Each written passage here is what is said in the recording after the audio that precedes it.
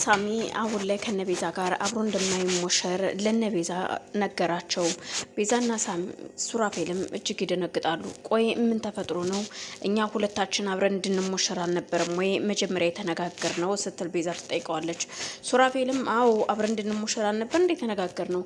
አሁን ምን ተፈጥሮ ነው እንደዚህ የምትለው ሲለው አይ አይደለም፣ ምንም የተፈጠረ ነገር የለም። ግን ደግሞ ታውቃላችሁ ኩቻ አያቷ ጋር ነው ሰርግ የሚደረገው። ስለዚህ የኛ ሰርግ እዛ ነው የሚሆነው። እናንተ ናችሁ እዚህ የምትሞሸሩት። ማማዬና የነ ማማዬ ደግሞ ይቆያል፣ ምክንያቱም ገና ናቸው እንደምታውቁት። አሁን ደግሞ ሂደዋል ሲላት ግራ ተጋብታ ቤዛ አልገባኝም፣ ግን ምን እየተካሄደ ነው? ለምንድን ነው አሁን የማይሆነው? ሳሚ ምኑ ነህ ነው? አብረን እንድንኖር ተነጋግረናል ቤዛ፣ በቃ ሌላ ነገር ግን አያስፈልግም። አሁን የሚደረገው ሰርግ ግን የእናንተ ሰርግ ነው። ለማንኛውም ግን ደግሞ ዙሪያችሁን እያያችሁ ነው አሁን ላይ መንቀሳቀስ ያለባችሁ። ዘርፌ የምትባል ሴትዮ አርፋ የምትተኛ አይመስለኝም ሲል ይናገራል። እኮ ደግሞ ምን ልታመጣ እሷ ከዚህ በኋላ? ምክንያቱም አይታወቅም የተቀበረውን ሰው ስላገኙት አስክሬኑን ቆፍሮ አውጥተውታልና፣ ስለዚህ መጠንቀቅ አለብን። ምክንያቱም እሷ በጣም ከባድ ሴት ነች ሲል ያስጠነቃቸዋል። አልገባኝም፣ ግን እሷ ሴትዮ ከዚህ በኋላ ምን ታመጣለች ብለህ ነው ስትለው አይታወቅም፣ ግን መጠንቀቁ አይከፋም። ሱራፌል እባክህ፣ ምናልባት ወንድምህም ራሱ አርፎ የሚቀመጥ አይመስለኝም ሲል ይነግረዋል። እርግጥ እሱ ልክ ነህ። እንደውም አሁን እኮ ቤዛን እኮ ጧት ተገናኝተው ስለነበረ እሱ ቤተሰቦቿን እንደገደለ ነግሯት በጣም አዝና እያለቀሰች ነበር ያገኘዋል። አሁን ነው እኮ እንደምንም ብዬ አባብዬ ወደዚህ ልጃት የመጣው እንጂ መኝታ ቤት በር ዘግታ የቤተሰቦቿን ፎቶ አቅፋ እያለቀሰች ነበር ይለዋል። እኮ እንዴት እና እንዴት? ምክንያቱም ይኸውልህ እርግጥን የሚስጥሩን አቅ ነበር፣ ግን ደግሞ መጀመሪያ በፍቅሩ ዓለም ስላልነበርኩኝ እኔም በተላኩት በተነገረኝ መሰረት እነሱን ጥፋተኛ አድርጌ ነበር የማየው። ግን ደግሞ ቤዛን ቀርቤ ሳያትና የቤዛ ፍቅር ውስጤ ሲቀመጥ ምን አድርጌ እንዴት አድርጌ ልንገራት እንጂ እርግጥ በፊት ሱራፌል ሮቤል ይሄንን ነገር ነግሮኛል።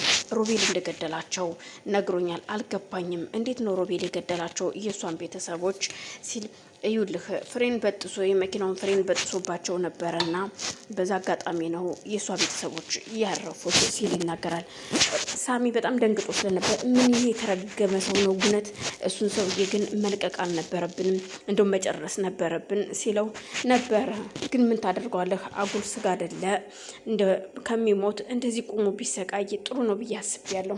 እርግጥ በስከ መጨረሻ የወሰንከው ውሳኔ በጣም ደስ የሚልና ቆንጆ ውሳኔ ነው ሱራፌል፣ ግን የሚባል ነገር የለም ከዚህ በኋላ። ይኸውልህ ሁሉ ነገር አብቅቷል። እኛን የሚያደርገን ነገር የለም። መጠየቅ ካለ ያችኑ ሚስቱን ይጠይቃት። ከዚህ በኋላ እኛም ማድረግ ያለብንን አድርገናል። ምንም አይመጣም ከዚህ በኋላ። እንደውም የሚገርም ነገር የማስንለት እየመሰለው ስልክም እየደወለልኝ ነበረ። ግን ደግሞ እኔ ስልኩን ራሱ ማንሳት ፈቃደኛ አይደለሁኝም። እሱ እንዳግዘውና እንድረዳው ይፈልጋል። ግን እንደዛ የሚደረግለት ሰው አይደለም ሮቤል ማለት። የእውነቴ ነው የምልህ ሳሚ፣ ብታምነኝም ባታምነኝም በጣም መጥፎ አስቀያሚ የሚባል ሰው ነው። እኔ እውነቴ ነው የምልህ የሱ ወንድም በመሆኔ እጅግ አፍሬያለሁ ይለዋል። አልገባኝም፣ እንዴት ነው ያፈርከው? እንዴት?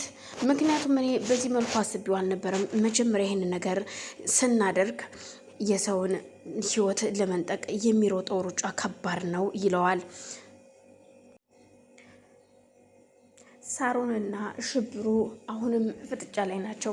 ሳሮን እንዴት ለኔ ቢያንስ እንኳን እሺ እንደሚስጥር አልነገርከኝም? እንደዚህ ስትልክ እሷ እንደዚህ ተፈልጎ ነው ብለክ ለምን አልነገርከኝም ስትለው ይውልሽ ምናልባት ሁሉንም ነገር ነግረሽ ታበላሹ ይሆናል ብዬ። ደግሞ የሚገርምሽ ነገር ሰላም ውድና የተከበራችሁ መግለጫዎች እንዴት ናችሁ? ሰላም ናችሁ ያላችሁ ወይ? ያለው እግዚአብሔር ይመስገን። በያላችሁበት ሰላማችሁ ይብዛልኝ።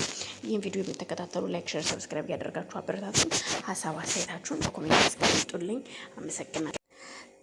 እና እንዴት አልነገርከኝም? ማለትም ይውልሽ ኩቻ በሰዓቱ እስኪ በዛውም አንቺን እንድሰልል ተወጅኛለሽ አትወጅኝም የሚለውን እሷም የምትወድና የማትወድ ከሆነ በዛውም ታውቃለህ ብላኝ ስለነበረ ነው። አንተ ግን ቆይ እኔ ዝም ብዬ ለመንገደኛ ልቤን የምሰጥ ይመስላል? እንደውም ከዚህ በኋላ አልፈልግህም ስትል እየተናደደች ቢሆንም እንደማትፈልገው ትነግረዋለች። እባክሽን ሳሮን ጨክንሽ ላትጨክኝ፣ እኔን አታበሳጭኝ እባክሽን። እኔ ለአንቺ ብዬ ነው፣ አንቺን ብዬ እኮ ነው ቤተሰቦቼንም እሷን ካላገባ ከዚህ እንድናይህ አንፈልግም እንኳን ቢሉኝ አንቺን ላንቺ ስል ነው እንደማላገባት እሷን እየነገርኳቸውና ለቤተሰቦቼ ከቤተሰቦቼ ተለይቼ እዚህ መጣሁትኝ ሳሮን እባክሽን ይላታል። እሷም ግራ ተጋብታ እያመነታች ቢሆንም ቆይ ለማንኛውም አሁን ስራ አለብኝ ስትል ተቆጣው ትታው ትሄዳለች። እሱም እሺ በቃ ሳሮን እባክሽን ሲል ኩቻን ይደውልላትና እዩልሽ ላገኝሽ እፈልጋለሁ በአንቺ ምክንያት ይኸው ሳሮንም እንደማትፈልገኝ ነገረችኝ። አንቺ ነሽ ለዚህ ሁሉ ተጠያቂ። አንቺ ግን እንደምንም ብለሽ ሳሚን አግኝተሻል፣ ከሳሚ ጋር ተስማምታችኋል።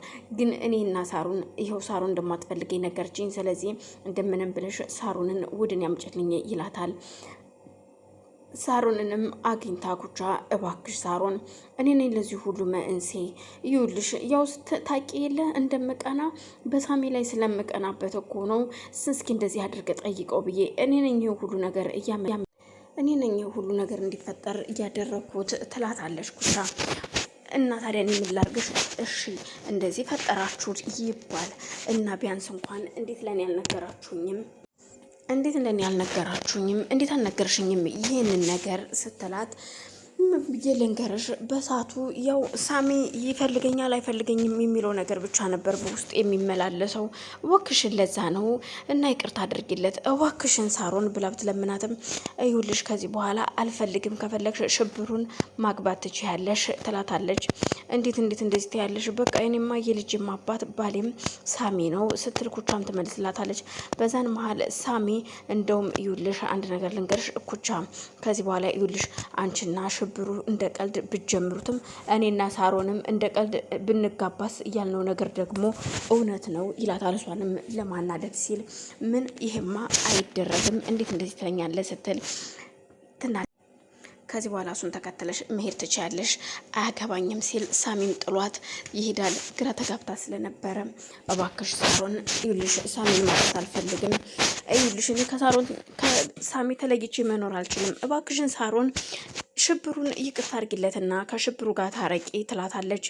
እሷም ግራ ተጋብታ ስለነበር ለማንኛውም ቆይ ገና አስቢበት እና ቤዛና ሱራፌልም ያው ለሰርጋቸው እንደሚዘጋጁ ይውልሽ ቤዛ ከዚህ በፊት እየተጋባ ነው ታውቂያለሽ የውሸት ሰርግ ነበር። አሁን ግን ትክክለኛና የእውነት ሰርግ ነው የሚሆነው። እናም ስለዚህ ይውልሽ በስርዓቱ መዘጋጀት አለብን ከዚህ በኋላ ለቅሶ አያስፈልግም እባክሽን ሲላት ምን እየተዘጋጀን ነበረ ብሎ ሲጠይቃት አዋቃለሁኝ ሱሬ በጣም ይቅርታ አስቀየምኩህ አስከፋው አይደል ያው ታውቃለህ ስሜታዊ ስለሆንኩኝ ነው ስትለው ምንም ችግር የለውም እኔ አልተቀየምኩትም ግን ከዚህ በኋላ ያው ይሄ ነገር እንዳይደገም ይሄ የተረገመ ሰው ሆን ብሎ አውቆ በእኔና ባንቺ ስለቀና እኔና አንቺን ለመለያየት ስለፈለገ ነው ይላታል። ምንም ችግር የለውም ከዚህ በኋላ እሱ ከኛ ውስጥ አይገባም ምላሽን እመልስለታለሁ ስለዚህ ምንም ችግር የለውም ሱሬ በቃ ከዚህ በኋላ ይቅርታ አድርግልኝ ስትለው እኔ ይቅርታ አድርግልሻለሁ ችግር የለውም ግን ራስሽን ማረጋጋት አለብሽ አንቺ ጠንካራ መሆን አለብሽ እና ትልቅ ሰርግ እንደምንደግስ ታውቂ የለ እንዴ